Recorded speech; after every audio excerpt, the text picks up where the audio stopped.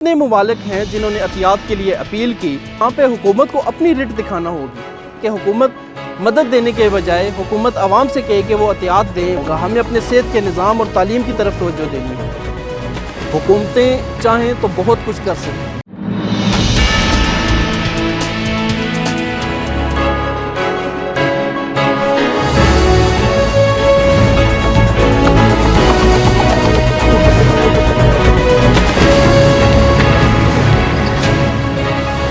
मेरे देखने और सुनने वालों को अस्सलाम वालेकुम नाज़रीन, इस वीडियो ब्लॉग के साथ मैं हूँ शाहिद काज़मी। जैसा कि आपके इल्म में है कि कोरोना ने इस वक्त आलमी मईशत को एक ऐसा झटका दिया है जिससे रिकवर करने के लिए आलमी मईशत को साल हा साल की मेहनत दरकार होगी। यहाँ पे काबिल गौर बात यह है कि 190 से ज़ायद ममालिक इसमें जकड़े जा चुके हैं। कोरोना की वबा के अंदर रोज़ाना के हिसाब से जो मुतासरीन हैं वो लाखों के तादाद से बढ़ रहे हैं। इसमें अगर आप गौर करें तो लीबिया और यमन जैसे जंगज़दा ममालिक भी इस वबा के अंदर जकड़े जा रहे हैं। अमेरिका और बरतानिया, फ़्रांस, जर्मनी जैसे तरक्की याफ्ता ममालिक भी इसके अंदर जकड़े जा रहे हैं। चीन जैसा सनती ताकत बनने वाला मुल्क भी इसके अंदर उसी तरह से जकड़ा हुआ है जिस तरह पाकिस्तान जैसा तरक्की पजीर मुल्क इसमें जकड़ा जा चुका है। पूरी दुनिया के गरीब से गरीब ममालिक और अमीर से अमीर ममालिक इस वबा के अंदर ना सिर्फ जकड़े जा चुके हैं बल्कि इससे छुटकारा पाने के तरीके सोच रहे हैं। वैक्सीन दरियाफ़्त करने की कोशिश की जा रही है, ईजाद करने की अद्वियात कोशिश की जा रही है और इस हवाले से पूरी दुनिया कोशिशें कर रही है और ग्लोबल विलेज के तौर पर तमाम इस दुनिया की इकाइयाँ आपस में मिलकर कोशिश कर रहे हैं कि इस वबा से छुटकारा मिल सके। लेकिन काबिल गौर बात यह है कि आपने पूरी दुनिया के अंदर अगर जायज़ा लें 190 से ज़ायद ममालिक जो कम बेश 200 के अगर हम फिगर एक राउंड फिगर ही काउंट कर लें कि इन ममालिक तक ये वबा पहुँच चुकी है। चंद गैर मारूफ ममालिक होंगे, कुछ जज़ायर होंगे जहाँ पर ये वबा नहीं पहुँची और उनका नाम भी दुनिया में नहीं लिया जाता। लेकिन जितने मारूफ ममालिक हैं, जितने ज़ुबान ज़दे आम ममालिक का नाम है, उन तक ये वबा पहुँच चुकी है। उनमें गरीब भी शामिल हैं, अमीर भी शामिल हैं, तरक्की पजीर भी शामिल हैं, तरक्की याफ्ता भी शामिल हैं। अफ्रीका के सूडान, चाड और दीगर इसी तरह सेनेगाल वगैरह के ममालिक जो हैं वो भी शामिल हैं। कोई मुल्क इससे फ़िलहाल बचा नहीं हुआ। लेकिन यहाँ पे एक छोटी सी बात जो इस ब्लॉग की वजह बनी कि कल हमने देखा कि वज़ीर-ए-आज़म पाकिस्तान ने टेलीथॉन नशरियात की। मुख्तलिफ़ TV चैनल्स ने वो टेलीथॉन नशरियात जो हैं वो लाइव टेलीकास्ट की और पूरी दुनिया से पाकिस्तानियों से वज़ीर-ए-आज़म पाकिस्तान ने ये अपील की कि वो एहतियात दें कोरोना की वबा से निमटने के लिए और वज़ीर-ए-आज़म पाकिस्तान के कोरोना रिलीफ फ़ंड के अंदर दिल खोल कर एहतियात दें।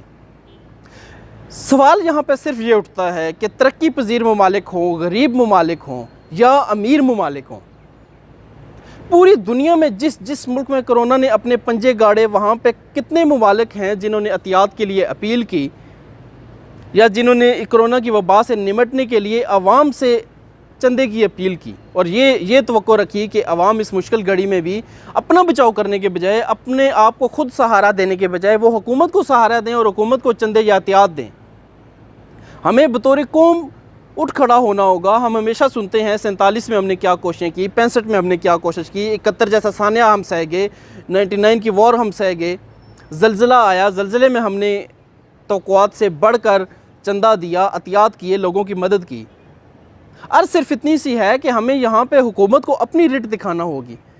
उसे चंदे या एहतियात की अपील करने के बजाय अपना हुकूमती ढांचा मुकम्मल फ़ाल करना होगा। वज़रा, मुशीरान, हुकूमती ओहदेदारान को अपने खर्चे कम करके आवाम पे लगाने होंगे बजाय इसके कि वो आवाम से चंदे या एहतियात की अपील करें। कोई शक नहीं कि किसी भी नागानी आफत की सूरत में, किसी भी मसले की सूरत में हुकूमत की तवक्को होती है कि पाकिस्तानियों से ज़्यादा एहतियात मिले।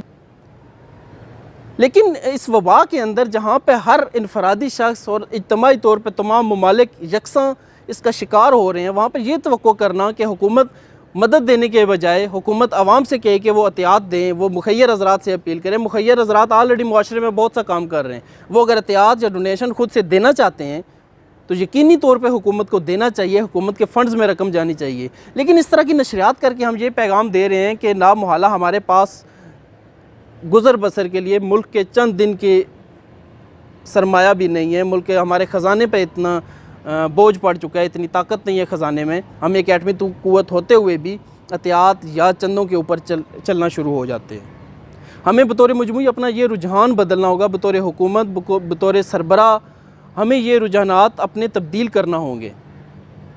हमें अपना डोमेस्टिक इंफ्रास्ट्रक्चर बेहतर करना होगा, हमें अपने सेहत के निज़ाम और तालीम की तरफ तवज्जो देनी होगी।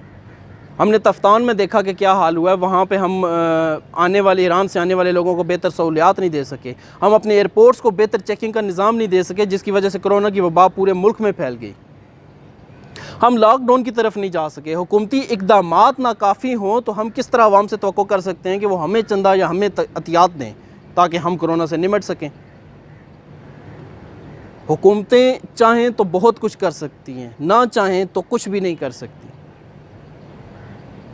आवाम को अपनी रविश तब्दील करनी होगी। बेशक आवाम अपनी सदक़ात, ज़कात, अतियात, डोनेशंस बेशक हुकूमत के पास जमा करवाएँ, वज़ीर-ए-आज़म के रिलीफ फ़ंड में जमा करवाएँ, लेकिन हुकूमत को बहरहाल ये सोचना होगा कि वो अतियात मांगने के बजाय, डोनेशंस मांगने के बजाय वो अपना अंदरूनी निज़ाम इतना मजबूत कर ले कि बजाय अतियात मांगने के, आवाम से मांगने के बजाय वो आवाम पर ख़र्च करना अपना शार बना लें। 1200 अरब रुपए का पैकेज हमने दिया, लेकिन उसकी स्क्रूटनी हम कैसे करेंगे कि ज़िम्मेदारान ने उन ज़रूरतमंदों तक पहुँचाया जिनकी उनको ज़रूरत थी। हमने टाइगर फोर्स बना दी, वो एक ऐसा हिचकिचाहट आमेज़ हमारा कदम है कि अभी तक हमें टाइगर फोर्स का ना तो अमली सतह पे कुछ नज़र आ रहा है काम, ना हम ये तवक्को कर पा रहे हैं कि वो किस तरह फ़ायदेमंद होगी कि जब वबाई हालत है मुल्क के अंदर तो वो टाइगर फोर्स के रज़ाकार ख़ुद को वबा से कैसे बचा पाएंगे, डॉक्टर्स जहाँ पे इस वबा का शिकार हो रहे हैं। तो मैराथन नशरियात करने के बजाय आप ये आवाम पे छोड़ दीजिए कि वो आवाम जो हैं वो एहतियात दें, डोनेशन दें तो बेशक दें, लेकिन हुकूमत अपनी तरफ से इक़दामात ऐसा करना शुरू कर दे कि आवाम में एतमाद इतना पैदा हो जाए, हुकूमती इक़दामात से आवाम में इतना भरोसा हुकूमत पे कायम आवाम का हो जाए, एतबार इतना कायम हो जाए, वो किसी मैराथन नशरियात के बग़ैर ही हुकूमत को डोनेशन देना शुरू कर दें खुद से। अगर आपको मेरा ये वीडियो ब्लॉग अच्छा लगे, इसको लाइक कीजिए, इस पर राय दीजिए, इसको शेयर कीजिएगा, चैनल सब्सक्राइब करना हरगिज़ ना भूलिएगा। अल्लाह हाफ़िज़।